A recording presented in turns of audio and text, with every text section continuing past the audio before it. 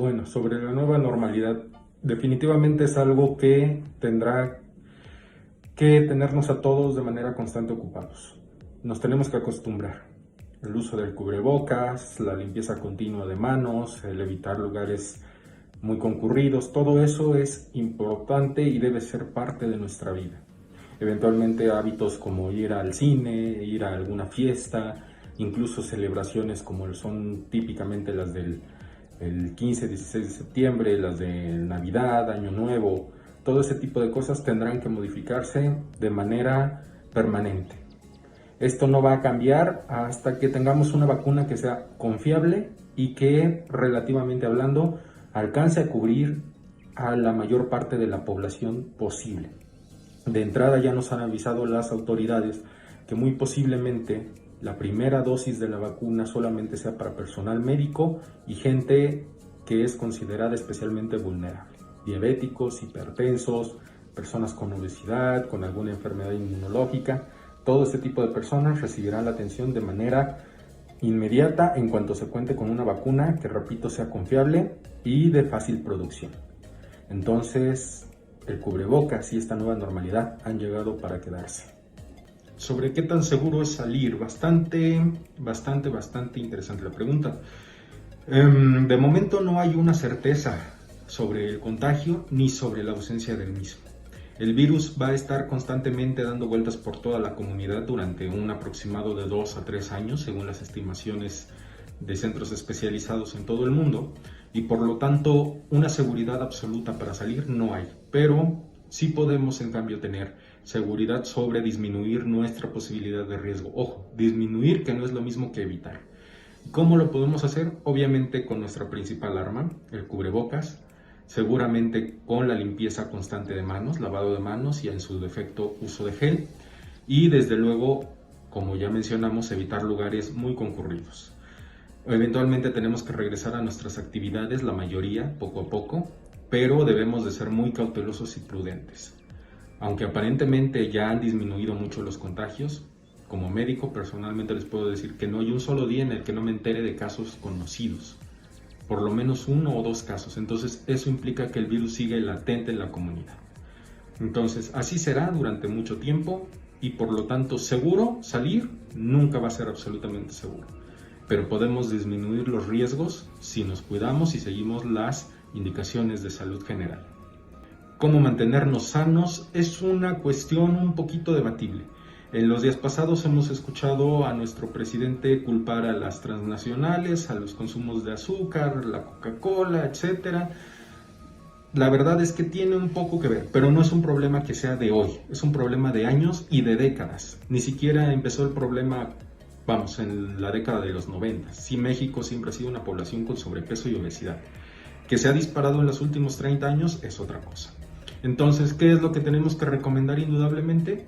Tratar de hacer ejercicio en medida de lo posible, tratar de comer sanamente, evitar estados de obesidad, de sobrepeso, cuidar niveles de glucosa en pacientes diabéticos, la presión en niveles aceptables en pacientes hipertensos y todos aquellos pacientes con alguna enfermedad en específico del sistema inmune o con enfermedades como respiratorias derivadas del uso del tabaco, enfermedades del corazón o algo similar que han sido señalados como población de alto riesgo, eventualmente deberán mantener todavía más control y seguridad que anteriormente.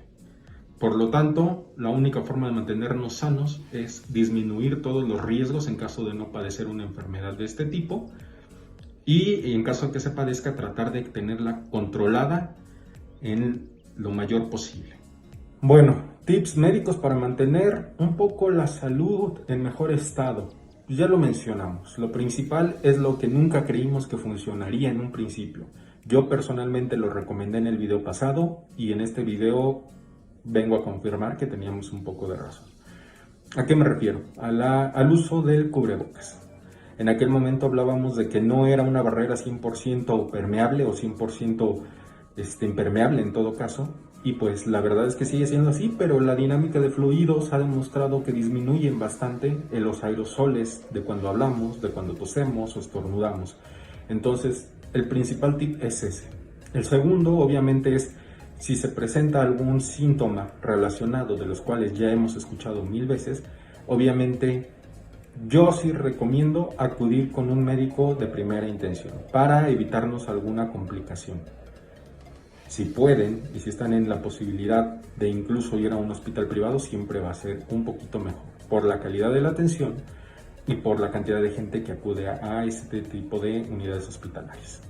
Entonces, mientras hagamos eso, no debe de haber otra cosa aparte que nos haga correr riesgo de enfermarnos, ¿de acuerdo? Y desde luego, pues todo lo que ya hemos hablado a lo largo de este video. Las posibilidades y utilidades de la vacuna, bueno, se están trabajando en muchas. Seguimos en fases experimentales.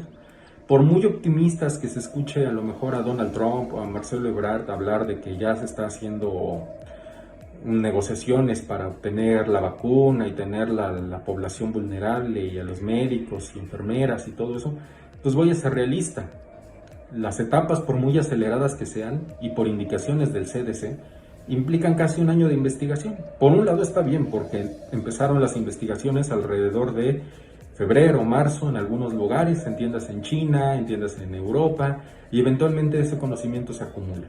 Pero yo no esperaría una vacuna real hasta por lo menos finales de este año, principios del próximo. Tenerla antes de septiembre, de octubre, desde luego que no lo veo viable. La utilidad dependerá de la calidad de la misma. ¿En qué sentido? Pues obviamente que cubra a lo mejor todas las variantes y mutaciones que ha presentado el virus, que no han sido pocas, que eventualmente no provoque una reacción secundaria en las personas que se le apliquen, que sea muy agresiva y que pueda en todo caso poner en riesgo su salud, y desde luego pues tener la seguridad de que está hecha por un laboratorio de confianza, con todas las medidas y protocolos que esto requiere. Ya habíamos mencionado del video anterior que mucho aprendimos, pero también mucho ya sospechábamos. Eventualmente todos en este mundo éramos novatos a principios de la pandemia en nuestros respectivos países, por lo cual la información y el conocimiento fue algo de manera constante. Nunca en la historia de la medicina y probablemente de la humanidad se había visto tanta necesidad de aprender tanto en tan poco tiempo. ¿Qué es lo que sabemos hoy a ciencia cierta? Que el principal medio para detenerlo es este. Estudios en Estados Unidos demuestran que si todos usáramos el cubrebocas de manera correcta, podríamos dominar esto en un par de meses, a nivel mundial. Segundo, la higiene, evitar contactos, evitar lugares concurridos, todo ese tipo de cosas disminuyen el contagio. Afecta nuestra vida, sí. Sin duda alguna, cines, bares, restaurantes pagarán el precio a mediano y corto plazo, pero eventualmente tendremos que superarlo ya sea con una vacuna o con medidas de seguridad que nos permitan asistir a estas actividades y recuperarlas poco a poco. Entonces, ¿qué es lo que también descubrimos? Que es un virus relativamente variable para diferentes poblaciones. Actuó de una forma en Europa, de una forma en Asia y está actuando de otra forma en América. Entonces, eso todavía va para largo, pero tenemos todavía mucho que aprender.